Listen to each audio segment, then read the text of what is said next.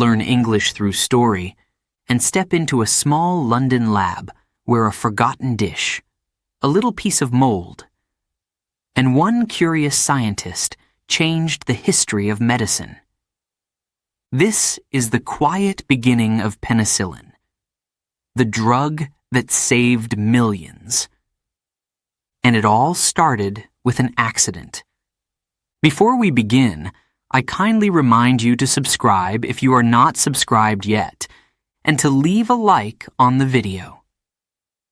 Your support helps us a lot. Chapter 1. The Accident in the Lab. His steps echoed softly in the empty corridor. A quiet London morning. A thin, cold light falling through the windows of St. Mary's Hospital. Alexander Fleming pushed open the door to his laboratory. He had just returned from a short vacation in Scotland. His mind was still half in the hills, half in the city, and not ready at all for the surprise waiting on his desk. The room was messy, even for him, books leaning on each other, papers scattered in loose piles, petri dishes, small round glass plates, left uncovered on the table. He sighed gently, the way a tired scientist sighs when he knows he must clean before working. He walked closer to the table. His eyes moved slowly across the dishes. White bacterial colonies, little spots growing in all directions. Nothing unusual, nothing exciting. Then, he stopped. One dish looked different. He leaned forward, his breath quiet. Around the edge of the dish, a strange green-blue mold had grown. That alone was not surprising. Mold appeared often in labs. But this mold behaved differently. The bacteria around it were dead. Fleming narrowed his eyes. There was a clear circle, a clean, empty zone where no bacteria survived. It was as if the mold had pushed life away, creating a protective ring. He felt a small wave of curiosity. Not excitement yet, just curiosity. His voice barely above a whisper, he said, "Interesting." He lifted the dish carefully. The mold was soft, almost delicate. The bacteria around it had melted like snow under sunlight. A soft pause filled the room. Fleming lowered the dish, thinking. He was a quiet man, not easily surprised. But he knew when something deserved attention. Years of experience had taught him that science often advances through small accidents, unexpected details, moments when a researcher decides to look twice instead of cleaning the mess. He placed the dish under the microscope. The mold's structure appeared, thin branches, gentle curves, a world of tiny shapes layered over each other. But his focus stayed on the empty circle around it. The zone of inhibition. Why was the bacteria dying? What was this mold producing? He wrote in his notebook with slow, steady movements. Observed a powerful antibacterial effect. Mold prevents Staphylococcus growth. Staphylococcus. Dangerous bacteria responsible for many infections at the time. Boils, wounds, blood infections. Doctors struggled to treat them. Patients suffered. Many died because the bacteria resisted everything medicine could offer. Fleming sat back in his chair. The room felt colder now. Still. He continued studying the dish as if the answer might rise from the glass. He remembered something from years earlier, his belief that nature often held solutions hidden in plain sight. He had always thought bacteria could be harmed by other organisms. Maybe this mold was one of those enemies. Maybe it produced a substance, a chemical, that killed bacteria. His thoughts grew more focused. He took another dish, placed a small part of the mold on fresh bacteria, and waited. Minutes passed. An hour. The same clean circle appeared. It was real. Not a mistake. Not an illusion. He walked across the room, opened the window slightly, and let a cool breeze touch his face. London felt far away, as if he were standing at the edge of something new, something important. Yet the moment was quiet. No applause, no shouting, just a man alone in a room with a dish of dead bacteria and a growing sense of possibility. He called a colleague to take a look. The colleague studied the dish, nodded politely, and said something like, "Curious, yes, but probably nothing." Fleming smiled politely. He was used to skepticism. Science was full of it. He turned back to his table. Thinking. He tried to isolate the mold, to understand its behavior. He gave it a name. Penicillium notatum. It sounded small, almost ordinary.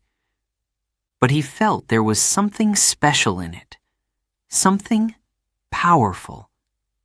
He imagined hospitals filled with infected soldiers, children struggling with fevers, people dying of simple wounds. Could this small green mold help them? Could it fight infections that doctors could not? The idea felt heavy. Too big for the room. Too big for the moment. He whispered softly, "If this is real, it could change everything." Outside, a carriage passed. The world continued as usual. People walked. Shops opened. Life moved in its normal rhythm. No one knew that a discovery had just begun. A discovery that would save millions of people. A discovery that would open the door to antibiotics and change the history of medicine forever. For now, it was only a strange mold on a forgotten dish. But Fleming understood one thing clearly. Sometimes the greatest revolutions begin in silence, and his journey had just started. Chapter 2. The Mysterious Mold. The next morning arrived quietly. London was still waking up. But inside Fleming's laboratory, the story had already begun to move forward. He entered the room with a clear purpose this time. No vacation mood, no slow steps. Just focus. The petri dish from yesterday waited on the table. The green-blue mold. The empty circle around it. The silent battlefield between life and death. Fleming moved closer, almost as if greeting an old friend. He placed the dish under the microscope again. He studied the delicate branches of the mold, the soft curves of its structure, the tiny spores ready to spread. It looked harmless, almost gentle. But the bacteria around it were gone. Completely gone. He straightened his back slowly. He felt it deep inside. This was more than a laboratory accident.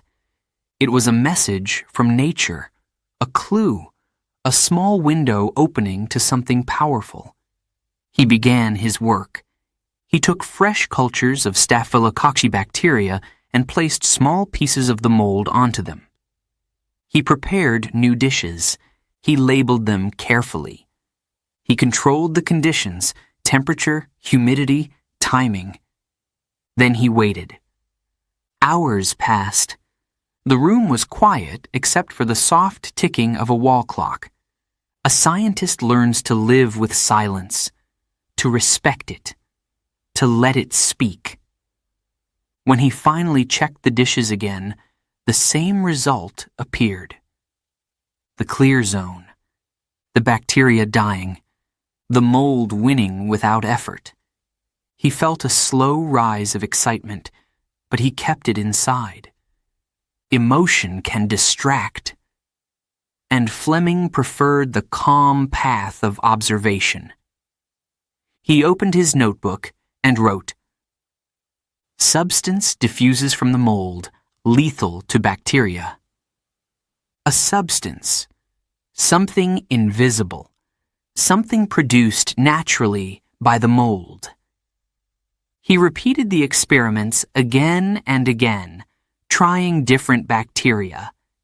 He tested them with Staphylococcus, Streptococcus, and even some dangerous microbes known for causing deadly infections.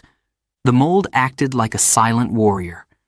Wherever it grew, the bacteria surrendered. Fleming whispered softly, "Remarkable." But he needed to know more. He had to isolate the active ingredient, the chemical inside the mold that killed bacteria. He tried different methods, drying the mold, crushing it, mixing it with water, filtering it, heating it, cooling it. Each step felt like searching for a hidden treasure. He discovered something important. The mysterious substance was extremely sensitive. Heat destroyed it. Light weakened it. It became unstable when handled roughly. But when treated gently, it worked with astonishing strength. He named the substance Penicillin. A simple name. Yet it carried the promise of a new era. He tested penicillin on wounds in animals. He placed drops on infected surfaces. The results were clear. Bacteria died quickly, while healthy cells remained unharmed. This was something completely new in medicine. A substance that killed bacteria without harming the body? Doctors had dreamed of such a thing for centuries. Fleming felt the weight of the moment. His voice trembled slightly as he said to himself, "This could be the world's first real antibacterial medicine." But science is never a straight line. He tried to purify penicillin, to make it strong, stable, clean enough for real medical use. But it was difficult. The substance broke down easily. It refused to remain solid. It vanished when exposed to heat or pressure. Every attempt left him with the same challenge. Penicillin was powerful, but fragile. Still, he refused to give up. He shared his results with colleagues. Some smiled politely. Others doubted him. One doctor said, "Interesting, but too unstable to ever become a medicine." Fleming listened. He nodded. He stayed calm. Criticism did not surprise him. He had lived his whole life in laboratories where most experiments failed long before success appeared. He continued observing the mold under different conditions. He learned how it grew best: cool, moist environments with slow, steady airflow. He learned how the substance spread, by diffusing quietly into the surrounding agar gel. Each detail was a new piece of the puzzle. But Fleming also faced a deeper truth. He could not do everything alone. He was a brilliant observer, a careful scientist. But purification required intense chemistry, complex equipment, and more hands. He wrote articles. He published his findings. He presented his research to the scientific world. And then, he waited. For years, the world remained silent. Doctors were busy with other treatments. researchers were focused on different questions. Pharmaceutical companies saw no profit in a substance that could not be produced easily. Penicillin stayed in the shadows. A discovery without progress. A powerful weapon without a way to use it. But Fleming did not lose hope. He kept the mold alive in small glass tubes. He kept small samples in the lab. He kept studying, even when no one cared. He believed with calm certainty that someday someone would see what he saw. The potential to save millions of lives. He looked at the dish again, the clear circle, the silent victory of the mold over the bacteria. Nature, he whispered, gives us answers if we pay attention. He could not imagine it yet. But in another city, in another lab, scientists would soon rediscover penicillin, and everything would change. Chapter 3. The world is not ready. The laboratory felt colder in the years that followed, not because of the weather, but because of the silence. Fleming kept working with patients, repeating the same experiments, observing the same clear circles where bacteria died. He wrote articles. He presented his findings in quiet scientific meetings. He sent samples to researchers across Europe. And yet, very little happened. The world was not ready. Doctors read his papers, nodded politely, and moved on to familiar treatments. Medical journals published his work, but placed it between other studies. Nothing special, nothing urgent. Most scientists saw penicillin as a curiosity, not a revolution. In the eyes of many, Fleming had simply found a useful laboratory tool. Something that cleaned bacterial cultures, not something that could save human lives. He felt the resistance like a cold wind. Years passed. Other scientists returned his samples with short letters. Interesting results, but no clear medical value. Substance too unstable. Difficult to purify. No practical use at this time. Fleming read each letter carefully. He never became angry. He never complained. He simply kept working and waiting. But the silence grew heavier with time. He watched young researchers arrive with new ideas, new enthusiasm. He watched them leave after a few months, choosing other projects, more promising areas of study. Penicillin stayed on the shelf, quiet, overlooked, almost forgotten. Sometimes, late at night, he stood alone in the lab, staring at the small mold colony he had kept alive.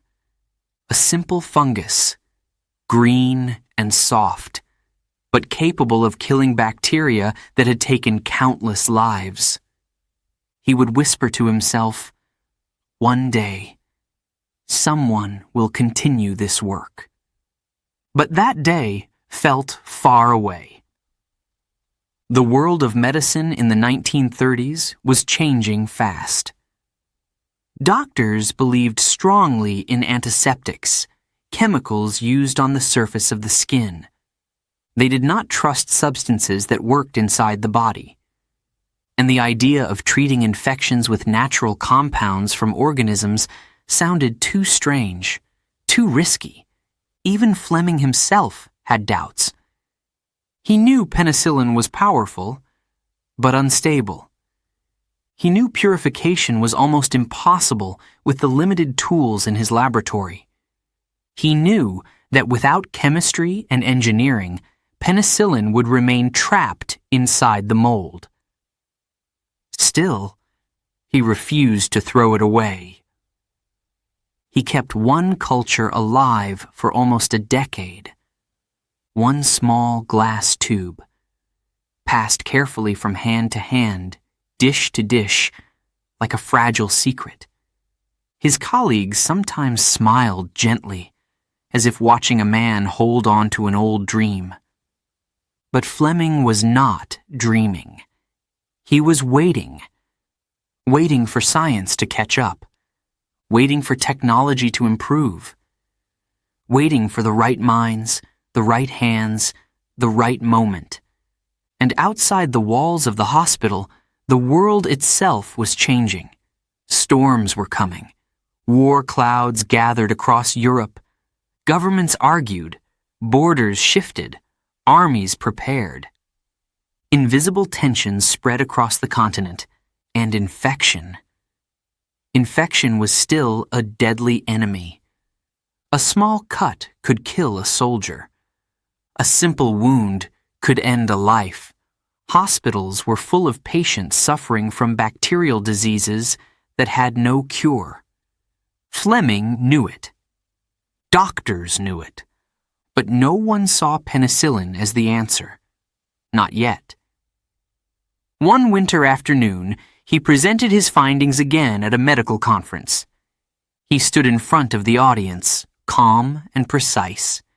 He explained the clear zones of inhibition, the destruction of bacteria, the potential for medicine.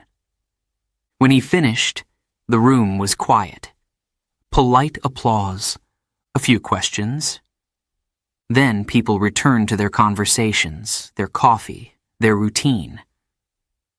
He walked back to the hospital slowly. The air was cold. The streets were gray. Life moved in its normal rhythm, and Fleming wondered, was he wrong? Was penicillin simply too weak, too fragile, too complicated? But when he reached his lab, he looked again at the tiny mold colony. The familiar green shape greeted him, patient as always. He smiled, just a small smile. Enough to remind himself that discoveries do not follow the world's schedule. They wait. They survive. They pass quietly from one scientist to the next until the right person arrives. And soon, that person would appear. Not in London, but in Oxford. Not a bacteriologist, but a team of chemists and researchers determined to fight infection with every tool possible. They would rediscover penicillin. They would see what others had missed. They would bring Fleming's quiet discovery back to life. The world was not ready in the 1930s, but the world was changing. And the moment of transformation was getting closer. Closer than Fleming could imagine. Chapter 4. The Oxford Breakthrough. The story moved quietly from London to Oxford. From one scientist working alone to a team ready to challenge the impossible. It was the late 1930s. Europe was tense. War felt close. Hospitals were already preparing for new waves of injuries and infections.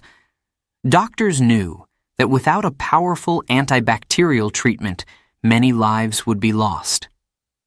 In a small laboratory at Oxford University, 3 researchers began to study old scientific papers. Among them was a quiet report written years earlier by Alexander Fleming. A report most people had forgotten. Howard Florey, a determined Australian pathologist, read the paper first.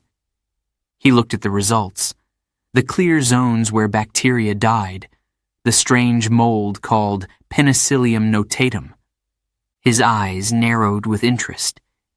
He passed the paper to another scientist, Ernst Chain, a brilliant but intense biochemist. Chain read it quickly, then again more slowly. His face tightened with excitement. "This," he whispered, "could be something extraordinary." The 2 men decided to investigate. they formed a small research group. Norman Heatley, a young and creative researcher, joined them. He had a talent for solving practical problems, building tools, designing methods, creating solutions that others could not imagine. Together, they began the most important scientific project of their lives. Their laboratory was simple: wooden tables, glass bottles, weak lighting, nothing impressive. But the atmosphere was alive, focused, full of urgency. They obtained a sample of Fleming's mold, a tiny piece, almost invisible, carried in a fragile glass tube. Chain placed it under a microscope. Florey prepared bacteria cultures. Heatley built new equipment from old parts: glass flasks, wires, small pumps. They were ready. The first challenge was the same one Fleming had faced years earlier. How to grow the mold. How to collect enough penicillin to test. How to purify such a delicate substance. The mold grew slowly. Too slowly. Sometimes it refused to grow at all. Sometimes it dried out. Sometimes it spread too fast and became useless. The team worked day and night. They slept in the lab, ate in the lab, lived in the lab. Chain became so obsessed he wrote formulas on scraps of paper, on walls, even on his own hands. Heatley created a new method known as surface culture. He filled shallow containers with liquid food for the mold and let it grow across the surface, where it produced more penicillin. But growth was only half the battle. Purification was the real challenge. Penicillin was fragile. Heat destroyed it, and strong chemicals broke it apart. But impurities had to be removed, or it could never be used on humans. Heatley tried gentle methods: slow filtering, careful rinsing, cold temperatures. Nothing worked. Then he discovered something surprising. Penicillin dissolved easily in certain liquids, then reappeared when the liquid changed. It was like pulling a thread of gold from muddy water. Heatley's hands trembled the first time he saw a clean drop of penicillin form at the bottom of a small glass tube. He called Chain and Florey immediately. The three men stared at it with quiet disbelief. This was the moment they had been searching for. A moment of hope. They tested the purified penicillin on bacteria. The result was extraordinary. Massive bacterial destruction. Stronger than anything Fleming had ever shown. Chain whispered, "We have something real here." Florey nodded slowly. "Now," he said, "we must test it in living creatures." They began with mice. One cold night, they infected 8 mice with deadly bacteria. 4 would receive penicillin. 4 would not. The team stayed awake until sunrise, watching the animals carefully. Hours passed. The untreated mice grew weak. Their breathing slowed. One by one, they died. But the treated mice, the ones given penicillin, became stronger. They survived. The scientists looked at each other without speaking. Their eyes said everything. This was not luck, not coincidence. Penicillin worked. Florey finally broke the silence. His voice was steady, but full of emotion. "We must take this forward. Humans, patients, soldiers. The world needs this." But the next challenge was even greater. They needed more penicillin, much more. Enough for real human trials. Their small lab was not prepared. Their equipment was old. Their resources were limited. So Heatley improvised again.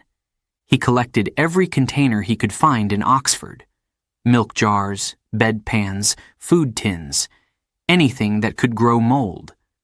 Soon the laboratory looked like a strange farm of green, bubbling containers. The smell filled the air. Sharp, strong, unforgettable. But production increased. Drop by drop, bottle by bottle, they collected precious penicillin.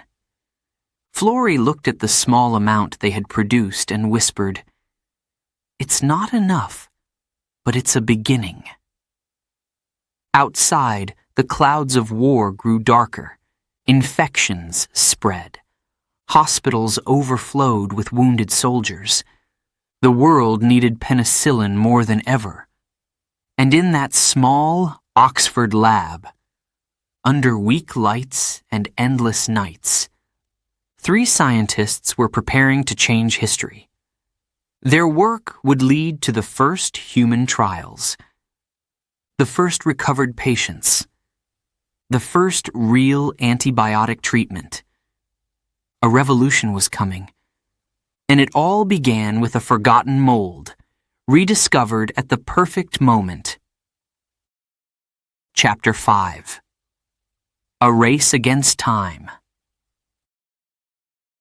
War changes everything. It changes lives, cities, nations, and even science. By the early 1940s, Europe was deep inside the fire of World War II. Bombs fell over London. Soldiers fought in distant lands. Hospitals filled faster than doctors could help. Infections spread quickly through dirty battlefields and crowded medical tents. And deep inside a quiet laboratory in Oxford, Florrie, Cheyne, and Heatley worked faster than ever. They knew penicillin was powerful. They knew it could save lives.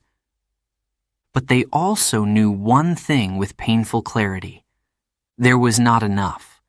Their supply was tiny, measured in drops, not bottles. Too little for hospitals, too little for soldiers, too little for the world. And time was running out. Florrie walked through the lab every morning with a calm but urgent expression. Cheyne checked chemical reactions with trembling hands. Heatley built new tools, glass tubes, small pumps, strange metal boxes. Anything that could help them grow and collect more penicillin. Every inch of the laboratory became a production line. Bedpans, milk bottles, tin cans. Every container became a mold farm. The smell of penicillium filled the air, earthy, sharp, unforgettable. Heatley often worked until his eyes burned. Sometimes he slept beside the production tanks, using a lab coat as a pillow. Sometimes he didn't sleep at all. Florrie tried to secure funding from the British government. But money was tight. Factories were focused on weapons, planes, uniforms, not medicine. The team realized one truth. If they wanted penicillin to reach the world, they had to push harder. Much harder. One evening, after a long day of failed purification attempts, Cheyne slammed his notebook shut. "This is madness," he whispered. "We need industrial-level help, not a small lab, not a few bottles, but real production." Florrie nodded slowly. He understood. But first, they needed one thing: proof that penicillin worked on humans. The first human trial was painful, emotional, unforgettable. A policeman came to the hospital with a severe infection. He was dying slowly. High fever, deep infection, no treatment available. Florrie approached the family and explained the experiment. Their eyes held fear, but also hope. A fragile hope. They agreed. The team injected the man with penicillin again and again, using every drop they had collected. At first, his fever dropped, his breathing improved, his pain decreased. For a moment, the room felt brighter. For a moment, the world felt different. But the supply ran out. No matter how much the team worked, there was simply not enough penicillin to finish the treatment. Slowly, painfully, the infection returned. The policeman grew weaker, and eventually he passed away. Heatley cried quietly in the corner of the room. Chain paced back and forth, angry at the world, angry at the limitations of chemistry. Florey closed his eyes and whispered, "We failed him, but he showed us what penicillin can do." The tragedy did not break them. It pushed them forward. They needed bigger production. They needed factories.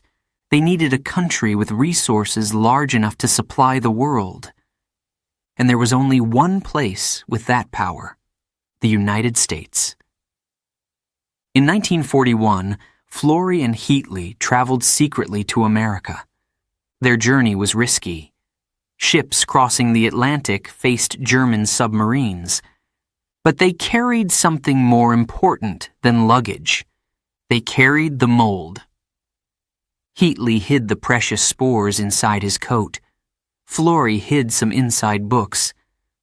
Because if the ship sank, penicillin had to survive. When they reached the U.S., they met scientists at top universities and pharmaceutical companies. They explained the experiments, the results, the potential.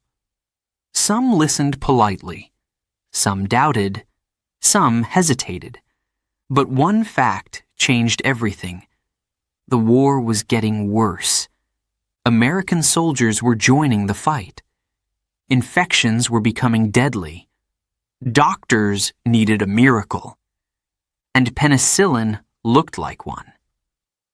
American factories began to experiment with new methods: deep tanks, new nutrients, improved purification techniques. They redesigned everything, scaling production from liters to gallons, then to tons. Meanwhile, back in Oxford, Chain continued chemical work. Heatley trained American teams. Florey coordinated research across countries. It was a global mission, a race against time. Bombs fell over British cities. Injured soldiers needed treatment. Each day without penicillin meant more deaths, more suffering, but slowly. Drop by drop, bottle by bottle, hope grew. By 1943, American factories had achieved something unbelievable.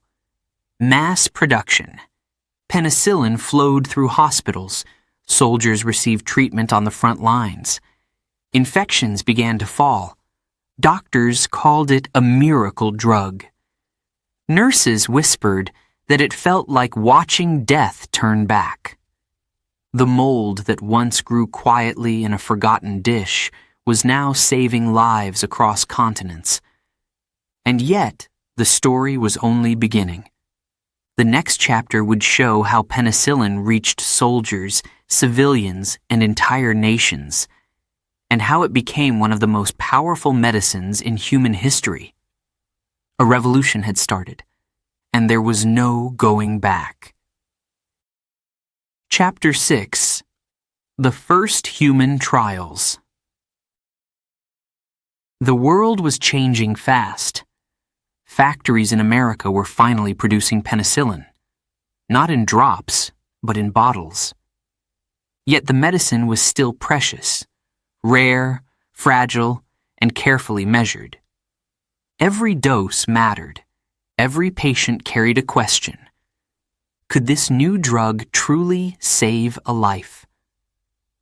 The first wide human trials began quietly, without celebration, without news headlines, just doctors, nurses, and patients fighting for survival in crowded hospital rooms. In one hospital, a young soldier lay on a cold bed, his leg badly infected after a simple cut turned into a dangerous wound. Doctors had tried everything: surgery, antiseptics, older drugs, but nothing worked. His skin was pale, his breathing weak. His mother sat beside him, holding his hand, whispering prayers. Then, a doctor entered the room with a small glass vial. A clear liquid. A new hope. "Penicillin," he said softly. Her eyes filled with fear and hope. The injection went in. The nurse watched closely. The mother held her breath. Hours passed. The fever dropped. The boy's pain decreased. His heartbeat strengthened. By the next morning, he was sitting up in bed, smiling weakly. It felt like watching a miracle happen in slow motion. Across the Atlantic, similar stories appeared in hospital after hospital. A woman with pneumonia, struggling to breathe, received penicillin, and her lungs cleared. A factory worker with a deep hand infection avoided amputation because the drug stopped the bacteria in time. Children with blood infections recovered when all other treatments failed. Word began to spread inside medical circles. Doctors whispered to each other in hallways, "This drug works. It's different. It saves people who should not survive." For nurses working long nights, penicillin felt like light entering a dark room. But success did not always come easily. Some patients arrived too late. Their infections had already spread through the body. Even penicillin, powerful as it was, could not reverse every case. Doctors learned painful lessons about timing, dosage, and the limits of medicine. One evening, a nurse named Margaret stood beside an older man suffering from sepsis. His body was fighting a losing battle. His skin was hot. His breathing shallow. The nurse injected penicillin slowly, watching his face. She hoped for a miracle, but she had seen enough to know that medicine, even new medicine, could not erase every tragedy. The man whispered gently, "Will it help?" Margaret held his hand. "We're trying everything," she said with a soft pause. He passed away before sunrise. Penicillin was not magic. It needed the right conditions, the right timing, and the world was still learning. Meanwhile, Florey, Chain, and Heatley followed the trial results closely. Every report brought new knowledge. Every survivor reminded them why they had sacrificed years of their lives. Chain focused on improving purity. Florey studied how the drug behaved in the body. Heatley worked day and night with American scientists to increase production. They were no longer just researchers. They had become guardians of a revolution. By 1944, enough penicillin existed to treat thousands of soldiers. Medical teams carried it in their bags. Field hospitals stored it in metal boxes. Nurses guarded each vial like treasure. On the battlefields of Europe and North Africa, penicillin changed the meaning of survival. A wounded soldier who once had little chance now had hope. Deep infections that usually led to amputations were controlled. Simple injuries no longer became silent killers. Doctors wrote home, telling families how the new drug saved sons, brothers, fathers. One wrote, "Before penicillin, I watched men die from small wounds. Now they live." Civilians also received the drug when possible. Hospitals treating children begged for more supplies. Pregnant women with infections recovered safely. People who once feared minor injuries began to feel protected. The world was witnessing the beginning of a new era, an age where bacteria were no longer unstoppable. In London, Fleming followed the reports with quiet pride. He had lived long enough to see his forgotten discovery become a global force. Yet, he stayed humble. He often told students and doctors, "I did not create penicillin. Nature did. I only noticed it." Meanwhile, Florey's team continued improving every part of the process. They studied dosage. They tested new forms: powder, liquid, injections. They researched how long penicillin stayed in the blood, how quickly it worked, and how it fought different bacteria. Each experiment made the drug better, safer, stronger. And hospitals began to see something unusual: a sharp drop in deaths caused by infections. It was as if the world had finally found a shield, a weapon that mankind had needed for centuries. But this chapter of the story was only the beginning. The next one would show how penicillin spread across continents, becoming the first chapter of a new medical age, the age of antibiotics. Chapter 7: The Medicine That Changed the World. The world after 1945 did not look the same. Cities were rebuilding. Soldiers were returning home. Families were trying to heal from years of fear, loss, and silence. But something else had changed. Something hidden inside hospitals, laboratories, and medical schools. Humanity now had a new weapon. A drug that turned infections from deadly enemies into problems that could finally be controlled. Penicillin. The medicine that started with a forgotten dish in a messy laboratory was now saving millions of lives across continents. Doctors felt the difference every day. Before penicillin, a small cut could kill. A tooth infection could become fatal. Pneumonia was one of the world's biggest killers. Childbirth carried enormous risks because infections were common. After penicillin, everything changed.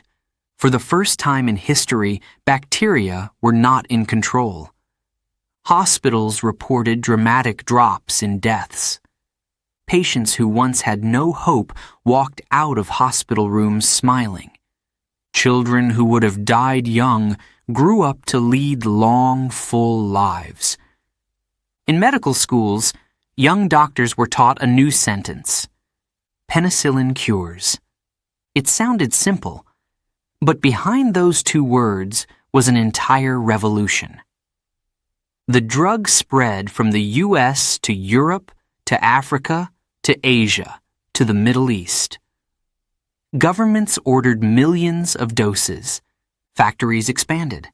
Scientists studied new ways to produce the medicine faster, cheaper, and more safely. Penicillin became a symbol of hope, and a symbol of what science could achieve when the world worked together.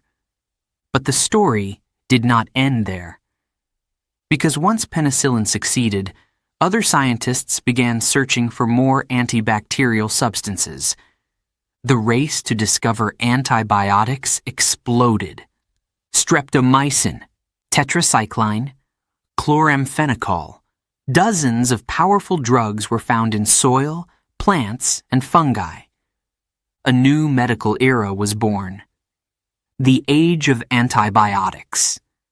Diseases that once terrified humanity became treatable. Tuberculosis, scarlet fever, syphilis, bacterial meningitis. Hospitals celebrated. Doctors felt empowered. People lived longer. For Alexander Fleming, the transformation was overwhelming. He never imagined that his quiet observation would lead to such enormous change. When he gave interviews, He always stayed humble. He reminded the world that discovery often begins with curiosity, patience, and the willingness to see what others ignore. For Howard Florey, Ernst Chain, and Norman Heatley, the victory was deeper. They had fought every barrier: money, war, doubt, and scientific limits. They had turned a fragile idea into a powerful medicine. In 1945, Fleming, Florey, and Chain received the Nobel Prize in Medicine. Heatley, the man who had built the tools and solved impossible problems, was not included at first. But many scientists later called him one of the unknown heroes of penicillin. During the award ceremony, Fleming spoke with quiet sincerity. He warned the world, "If used incorrectly, penicillin may lose its power.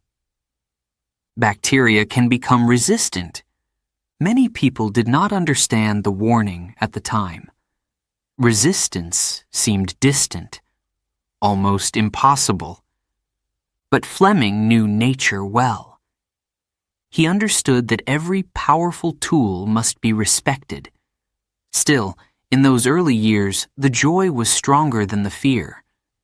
The world felt safer, health systems improved, medical confidence grew, and millions of men, women, and children around the globe began living through infections that once guaranteed death. Penicillin did not only save lives, it changed dreams. It changed futures. It changed the idea of what medicine could be. Parents no longer feared every fever. Doctors could fight infections instead of watching helplessly. Surgeons could take risks in operations that were once too dangerous. The discovery shaped modern hospitals. It influenced global health policies.